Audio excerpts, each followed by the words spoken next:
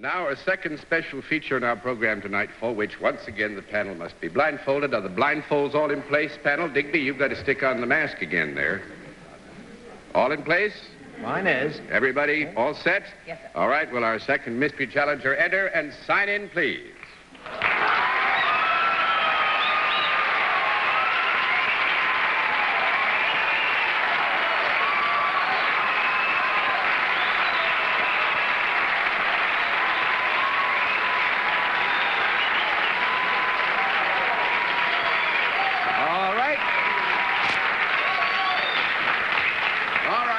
Panel, once again, we go to the other form of questioning, one question at a time, in turn, moving clockwise, and we'll begin everything with Suzy Knickerbocker.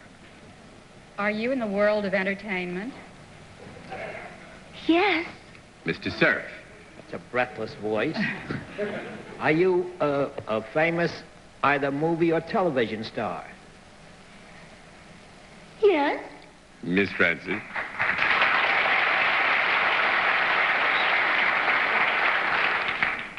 Are you, however, best known for your work in motion pictures? Yes. Mr. Wolfe. Is your presence in New York to coincide with the premiere of a new motion picture in which you star? In New York? Yes. No. That's one down and 9 to go. Suzy. Did you arrive here from Europe? No. 2 down and 8 to go, Mr. Cerf. Said no, yeah. Would you answer the description of a pin-up girl?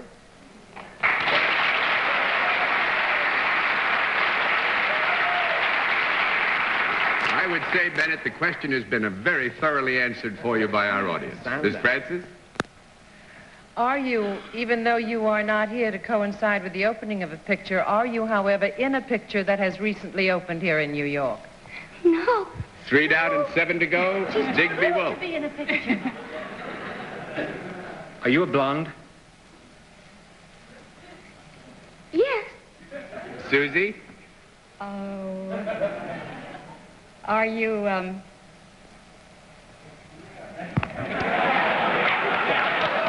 Jane Mansfield? No, but thank you. 4 down and 6 to go, Mr. Cerf. When I asked if you were a pin-up girl and everybody applauded, is this one of the things you're most famous for? No, but thank you. Bennett, I would say, with the permission of our guest, that the area is a very broad one, and I would not be able to let...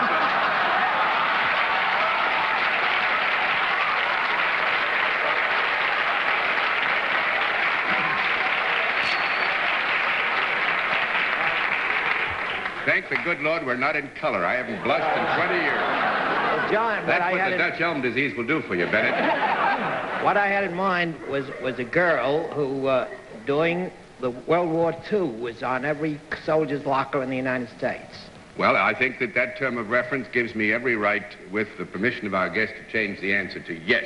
Well, then, Miss Francis? Well, all right. Well, he thinks he knows who it is. I think we... I know. So he had his question. He's got Dutch elm disease. I can't think of a broad pin-up girl. I'll never live this one down, I can feel. Let's all say it together. I don't Lana know what Turner. you said. What is it? I pass. All right, Digby? Are you Marilyn Maxwell? That makes it 5 down and 5 to go. Suzy? Well, Betty Grable? 6 down and 4 to go, Mr. Cerf. I think it's a girl who's going to be a star of Madam X, Lana Turner. Lana Turner. Right.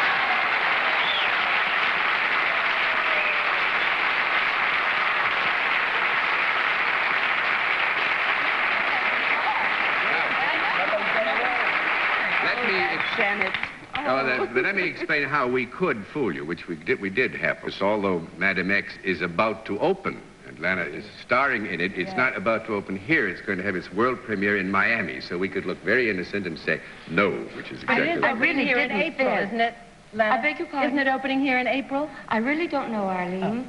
We're having our world premiere Thursday, March 3rd, in Miami. And I'm terribly excited because of all the many films I've done, I've never had a world premiere. Oh. So it's quite a thrill. Well, everyone says you're marvelous. John, while Phyllis and I were in California 2 weeks ago, they previewed it there for some friends of ours, and everybody came home bathed in tears. I hear it's the greatest tearjerker of the last 10 years. Is that right? It's a bit sobby. Well, we hope you have, for your first world premiere, the best time you've ever had in your life. Thanks very much, Sam. Thank you, Nice to John. you come and speak.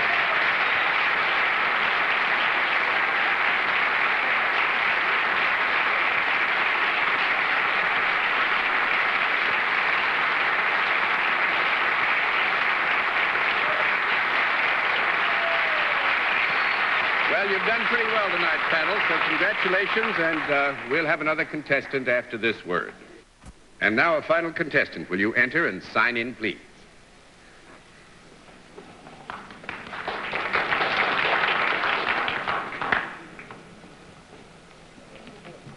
Catherine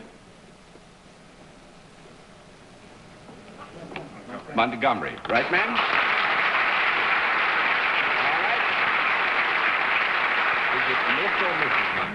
Mrs. Montgomery, where are you from?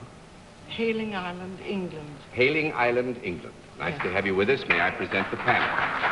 Now, would you join me over here? And we'll let the audience at home and the audience in the theater know exactly what your line is.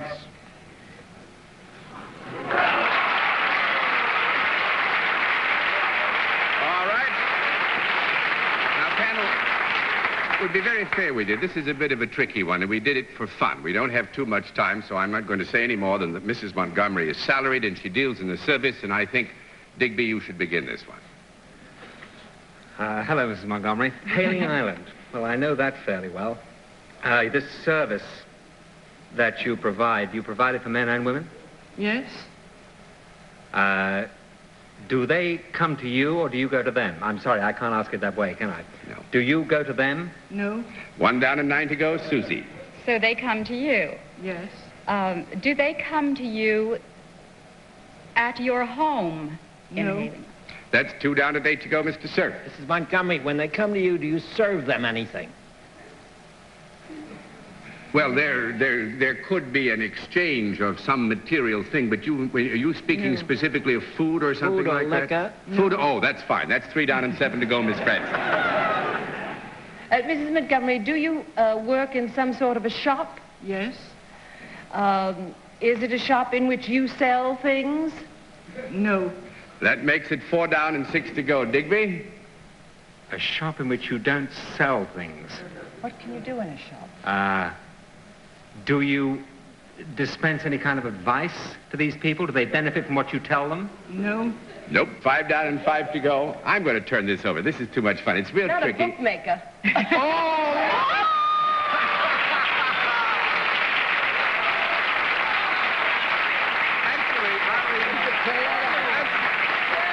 wonderful.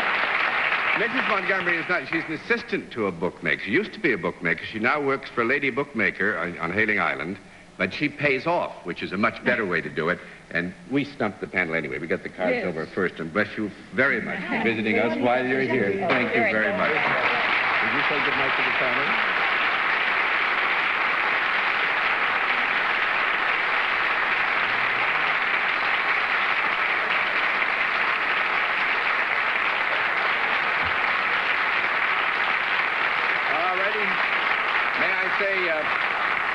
Digby, it's been very nice having